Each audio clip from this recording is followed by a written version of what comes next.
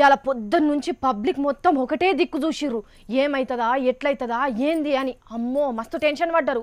లీడర్లు అయితే గడియ గడియకు వాళ్ళ చుట్టూనోళ్ళని అడిగిర్రట ఏమైంది ఏమైంది ఏమైందని. అగ్గు గంతగానం పరిషన్ అయ్యే ముచ్చటేంది అని అనుకుంటున్నారా? ఇంకా ఏందుల్లా బీహార్ మాజీ ముఖ్యమంత్రి లాలూ సార్ కేసు అది అలా ఫైనల్ అయింది. బీహార్ కా షేర్ రాష్ట్రీయ జనతాదళ్ పెద్ద మనిషి లాలూ ప్రసాద్ యాదవ్ అనుకున్నదొకటి అయిందొకటి. సారు అప్పుడెప్పుడో 1990 నుంచి 97 దాకా 7 ఏండ్లు ముఖ్యమంత్రిగా ఉన్న కాలంలో పశువుల దాన కోసం విడుదల చేసిన నిధుల్లో ఏకంగా 900 కోట్ల రూపాయలను మేసిండని కేసు నడుస్తున్నది కదా. 2013లో లాలూకు 5 ఏండ్ల జైలు శిక్ష కూడా పడ్డది గాని అప్పటి నుంచి లాలూ బెయిల్ మీదనే తిరుగుతున్నాడా. ఇక ఇంకో 11 మంది కూడా గడ్డి తిన్నారని తీర్పు చెప్పింది రాంచీలో ఉన్న సిబిఐ కోర్టు. ఇంకిళ్లకు ఏం శిక్ష చేస్తారనేది వచ్చే నెల 3వ తారీఖు నాడు చెప్తారట జడ్జి సార్ గాని గంపెడ ఆశలతోటి పోయిండట లాలూ సారు ఇంట్లోకెళ్ళి.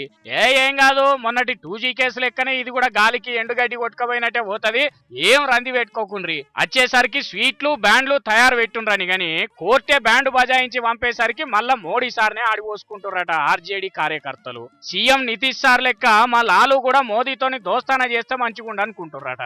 కానీ చూడుండ్రులా దేశంలో ఏం జరిగినా పూగుర్తోలకే అపవాదు పోతున్నది. వీళ్ళతోటి మంచిగుంటే ఎంతటి పెద్ద కేసులైనా ఉత్తగా ఉఫ్ఫమన్నట్టే పోతాయని అనుకుంటుర్రట కొంతమంది.